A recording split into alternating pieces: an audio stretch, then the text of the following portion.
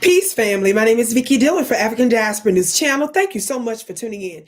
Family, we have some very disturbing and serious news to report to you today. Now, family, according to this Reuters newspaper, I saw this on several other platforms, but I'm reading it specifically from Reuters on purpose. It says South Africa's ambassador to France found dead in Paris left suicide note. It says South Africa's ambassador to France, who was found dead at the foot of the Hyatt Regency Hotel in Paris on Tuesday, had left a suicide note to his wife, the Paris prosecutor's office said. And you will please forgive me if I mispronounce his name. Ambassador, and I'm going to say N. Emmanuel Minthewa's lifeless body was discovered by a security guard on Tuesday morning in the interior courtyard of the hotel in Western Paris, where he had booked a room on the 22nd floor, the prosecutor said. Now, family, listen to a little bit of the details. On Monday evening, his wife had reported her husband missing to the police after receiving a message in which he apologized and expressed his intention to end his life. That was a quote. The part, quote, in which he apologized and expressed his intention to end his life. The prosecutor said that in his hotel room, the window safety mechanism had been forced open with scissors, which were left at the scene, but investigators found no sign of a struggle or traces of medication or narcotics. Initial investigators suggest that this may have been a deliberate act without third-party intervention. South Africa's Foreign Affairs Department confirmed his death, adding that the circumstances were under investigation by the French authorities. Ambassador Mattei was a distinguished servant of the nation whose career was marked by dedicated service and critical ministerial portfolios, the Foreign Affairs Department said in a statement calling his death a national loss. The embassy's website says that Mattei was South Africa's Minister of Arts and Culture from 2014 to 2019. This is what I want y'all to pay attention to as well. Adding sport to his portfolio from 2019 to 2023. This is the section, I apologize. It was the one prior to that. I believe it's the one that says that he was supposed to be doing the position in 2023 and the following year start the position. Now, I want to tell you all something. I am obviously a citizen and a daughter of the United States of America, by extension, a daughter of the entire planet, because I am the original woman, yes? And so for the past several years, while Joe Biden was in office, you all know that I had been doing back-to-back coverage on South Africa, even under Joe Biden, yes? And I know some folks were wondering, and some folks actually had some little ugly comments to want to know why this girl from Mississippi, this Southern girl, now I live in the Wild Wild West in America, in Colorado, why am I sitting here discussing international issues like that? Trump got into office and the South African topic in many different ways for many different reasons went to a whole nother level. Yes. While I was still covering him while Biden was in office, I discussed a number of different things that turned out to be very, very, very prophetic and foretelling of what we're seeing happen today. Now, the case of South Africa's French ambassador is disturbing for a number of different reasons. Number one, obviously, that sounds totally suspicious. And I'm not drawing any specific conclusions right now, but we would be out of our minds to believe that this is all that took place. The easiest thing in the world is to text somebody or to hack somebody's phone to text somebody to say so-and-so said that they want to take their life. So there's no reason for us to just believe that that was the case. The man just barely started the position a couple of years ago. Not even that. I think he was due for the position a couple of years ago. And I think he initially started, was it 2014, if I'm not mistaken? 2023, 2024, I know for sure is when this position was up with him, was to initiate for him. It makes no sense that he would be overwhelmed come 2025. And the idea that he's on the 22nd floor, come on now, family.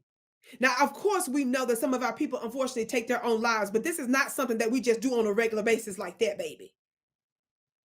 Now, let me tell you all something. This, I believe, is meant to weaken and to frighten and to scare to death certain members of international alliances, associations, and blocs such as BRICS. Now, in the eyes of the powers that should not be, I believe that they believe that South Africa has strategic fault points that they want to exploit.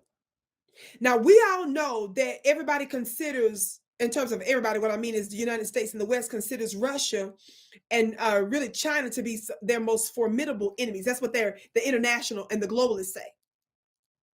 But if people feel like that some of their strategic members that they feel like are more vulnerable than others, if they can get them at certain points, they feel that that's going to weaken blocks such as BRICS. Of course, they are not the only block.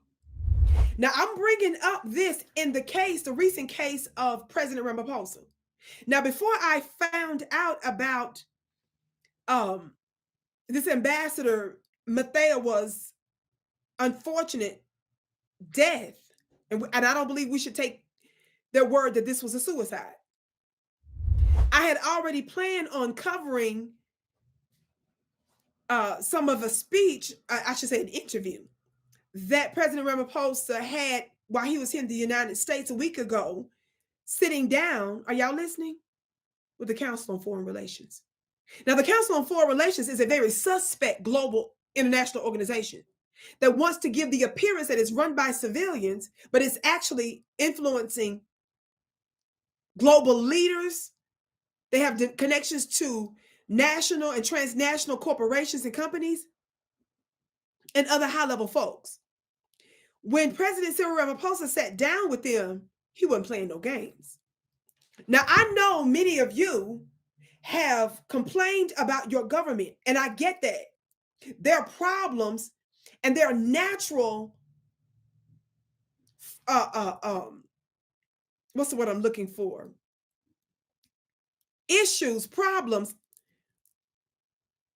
friction, that's the word I was looking for, between any group.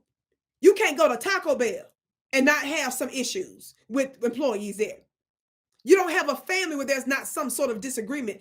Disagreements are natural. But having outsiders come in to exploit and to exacerbate, watch this, and to engineer some of them, and you don't see the hidden hands, it causes you to put energy, force, criticism in the wrong direction. That's why I emphasize spiritual stuff, and that's why I always go with what I'm guided to talk about. I was absolutely right to discuss South Africa years ago. And I pray that South Africa does not become weakened and that they don't pull back by any means. This, I believe, is meant to scare them to death. When I tell you all, when somebody was saying to me, well, Vicki is always defending South Africa, let me tell you something. The reason why I still show major respect to South Africa and its president, because even though it's clear that he is very diplomatic and it seems like he's being too nice at times, y'all's president ain't no dummy.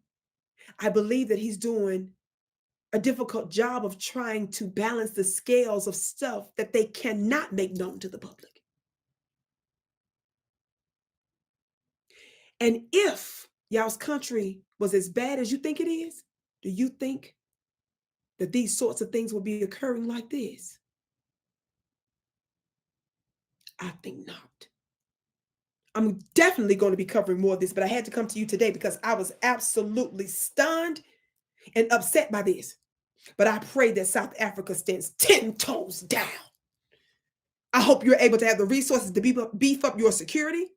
I hope that some of your other associates and allies and connections will come together to ensure the safety of your ambassadors. But I hope that y'all stand strong. The powers that shouldn't be know that their time is up and they're doing everything that they can to slow down their oppressive systems and rule. My name is Vicki Dillard, beloved. Be sure to check out my international private webinars. I go into great details about the unseen powers in my private webinars, and you should get the replay at my website at vickiplanet.com. Connect with me and join my low-cost mastermind, monthly mastermind school. I'm breaking down supernatural principles and natural things that you must know, and I'm getting ready the new world leaders for the new world to come. How many of you all know that the new world leaders are the ones that make the new rules? If you want to know what I mean by that, beloved, go to vickiplanet.com and sign up there. Be sure to share the broadcast. I can't wait to see you again.